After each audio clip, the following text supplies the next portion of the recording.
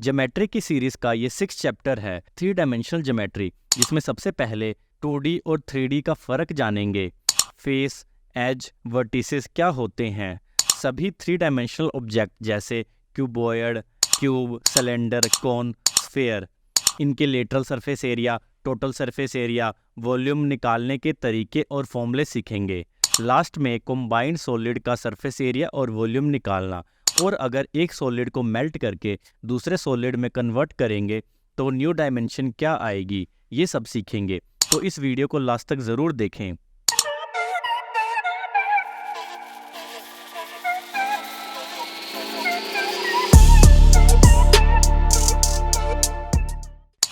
सबसे पहले तो प्लेन शेप और सॉलिड शेप में क्या फ़र्क है। प्लेन शेप यानी वो शेप जो एक प्लेन पर बनाया जा सके। इसे 2D शेप भी कहते हैं क्योंकि इसकी 2 डायमेंशन ही होती है, लेंथ एंड ब्रेड्थ। हाइट 0 होती है। अब तक पिछली 5 वीडियो में हमने जितनी भी शेप्स पढ़ी थी, triangle, quadrilateral, rectangle, square, trapezium, parallelogram, circle, वो सारे प्लेन शेप्स थे। और अब इस वीडियो में हम जितनी भी ऑब्जेक्ट के बारे में पढ़ेंगे जैसे क्यूबॉयड, क्यूब, सिलेंडर, स्फीयर, कोन, ये सारे सॉलिड शेप यानी 3D शेप्स होंगे। 2D शेप में सिर्फ पैरामीटर और एरिया निकालते हैं क्योंकि वॉल्यूम 0 होता है, जबकि 3D सॉलिड शेप में सरफेस एरिया के साथ साथ वॉल्यूम भी होता है। 2D प्लेन शेप में लेंथ, ब्रेड्थ ही होती है। 3D सॉलिड शेप में लेंथ, ब्रेड्थ और हाइट तीनों चीज़ें होती है। अब समझते हैं 3D ऑब्जेक्ट में फेस, एज, वर्टिसेस क्या होते हैं। एक सिंगल प्लेन सरफेस या फ्लैट सरफेस को फेस कहते हैं। जैसे इस फिगर में इसके 6 फेस हैं। 2 एडजेसेंट फेस जहां मीट करता है उस लाइन सेगमेंट को एज कहते हैं। जैसे इस फिगर में 1 2 3 4, 4 4 8 और 8 4 12, 12 एज हैं। 3 एज जहां पर मिलते हैं उस पॉइंट को वर्टिसेस कहा जाता है। इस फिगर में 8 कोना यानी 8 वर्टिसेस है, 4 ऊपर 4 नीचे। इसी तरीके से हम हर एक 3D शेप की फेस, एज, वर्टिसेस निकाल सकते हैं। Cube, cuboid, cone, square, pyramid, cylinder, sphere, triangular pyramid, triangular prism, इन सभी की फेस, एज, वर्टिसेस हम निकाल सकते हैं। क्यूबॉयड वो सॉलिड शेप है जिनके 6 रेक्टेंगुलर फेस होते हैं। एग्जाम्पल के तौर पे मैच बॉक्स, एक ईंट, एक बुक, एक अलमीरा, एक टाइल। इसके 6 फेस हैं, 12 एज हैं और 8 वर्टिसेस हैं। इसके 3 डायमेंशन है, length L, width W, height H। Surface area का मतलब होता है सरफेस का एरिया, जो ऑब्जेक्ट का सरफेस है उसका एरिया। लेटरल सरफेस एरिया होता है सामने वाला सरफेस एरिया, और टोटल सरफेस एरिया होता है सामने वाला सरफेस एरिया प्लस ऊपर और नीचे वाला एरिया यानी टोटल एरिया। क्यूबॉयड का लेटरल सरफेस एरिया होगा ये चारों फेस का एरिया यानी ये 4 रेक्टेंगल का एरिया। तो लेटरल सरफेस एरिया होगा 2LH ऑरेंज वाला प्लस 2BH येलो वाला। इसका यूनिट होगा सेंटीमीटर स्क्वायर या metre square. Total surface area की बात करें तो 2LH ऑरेंज वाला प्लस 2BH येलो वाला और 2LB ब्लू वाला रेक्टेंगल। तो टोटल सरफेस एरिया होगा 2LB plus 2BH plus 2HL, 2 into LB plus BH plus HL।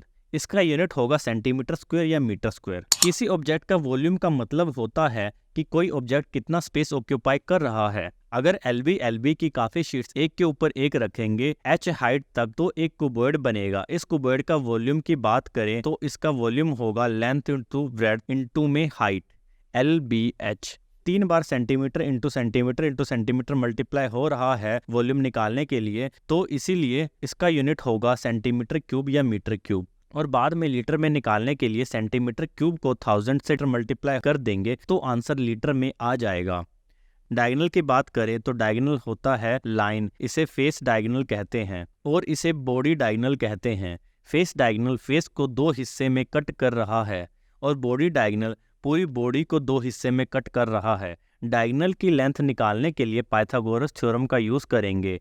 ये L, ये B और ये 90 डिग्री। तो डायगोनल है D square is equal to L square plus B square, D is equal to under root L square plus B square, D is equal to L square plus B square का under root. ये वाली length निकल के आ गई और ये length हमें पता है और ये 90 डिग्री है। इसमें भी पाइथागोरस थ्योरम लगाएंगे तो आएगा D dash square is equal to under root of L square plus B square का स्क्वायर प्लस एच का square. D dash square is equal to L square plus B square plus H square, T dash is equal to under root of L square plus B square plus H square. Next है cube. Cube के पास 6 square face होते हैं, 12 as होते हैं और 8 vertices होते हैं। इसकी लेंथ, ब्रेड्थ और हाइट तीनों एक ही लंबाई की है, जिसको ए बोल देते हैं। इस क्यूब को खोले तो ये 6 फेसेस दिखेंगे। एक फेस का एरिया होगा ए इंटू ए यानी ए स्क्वायर। ये इसके 6 फेस को आप देख सकते हो। इसमें जो ये 4 ब्लू कलर में है, इनके एरिया को कहेंगे लेटरल सरफेस एरिया, और ऊपर और नीचे वाला जोड़ दे तो बनेगा total surface area. Lateral surface area होगा ए स्क्वायर प्लस ए स्क्वायर प्लस ए स्क्वायर प्लस ए स्क्वायर यानी 4a स्क्वायर, और टोटल सरफेस एरिया होगा 6a स्क्वायर। वॉल्यूम की बात करें तो वॉल्यूम होता है length into breadth into height यानी ए इंटू ए यानी ए क्यूब। फिर से वैसे ही फेस डायगोनल और बॉडी डायगोनल निकालेंगे पाइथागोरस थ्योरम से। फेस डायगोनल होगा √2a और बॉडी डायगोनल होगा √3a। नेक्स्ट 3 डायमेंशनल ऑब्जेक्ट है सिलेंडर। एक सिलेंडर में एक कर्व सरफेस होता है, एक ऊपर सर्कुलर ढक्कन होता है और एक नीचे सर्कुलर ढक्कन होता है। इसे बेलन आकार भी कहते हैं। इसके 3 फेस होते हैं, 2 एज होते हैं, एक ये ऊपर वाला एक ये नीचे वाला, और वर्टिसेस इसमें एक भी नहीं है।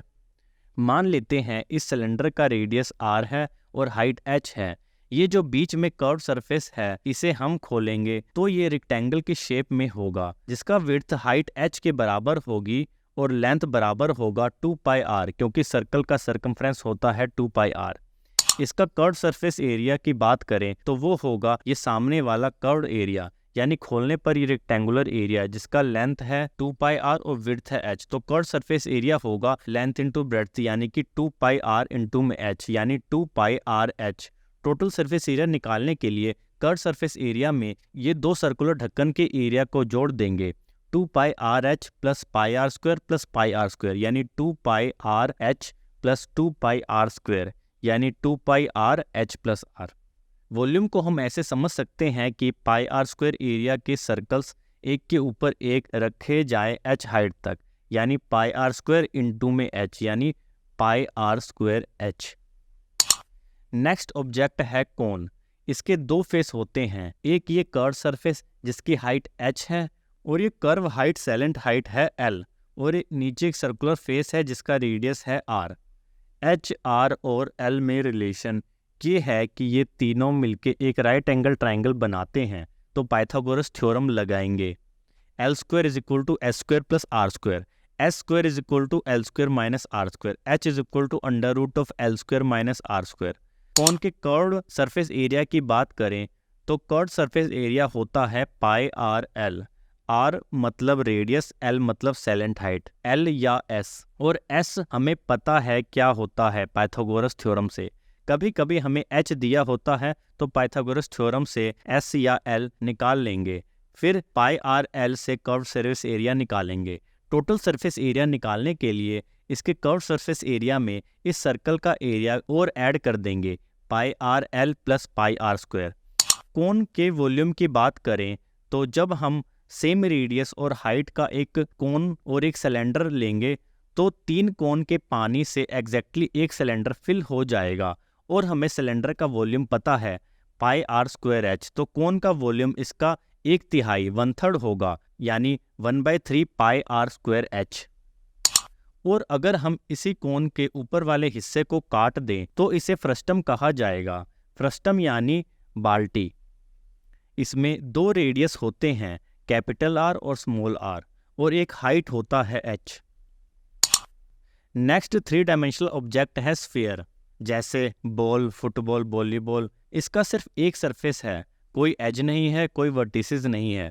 इसमें कर्व सरफेस एरिया और टोटल सरफेस एरिया दोनों एक ही चीज़ है, जो कि बराबर है 4πr स्क्वायर के।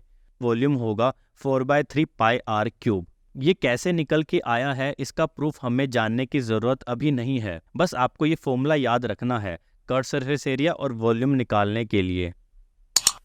अगला 3 डायमेंशनल ऑब्जेक्ट है हेमिस्फीयर। हेमी मतलब आधा, यानी आधा स्फीयर। हेमिस्फीयर का कर्व सरफेस एरिया होगा स्फीयर के कर्व सरफेस एरिया का आधा।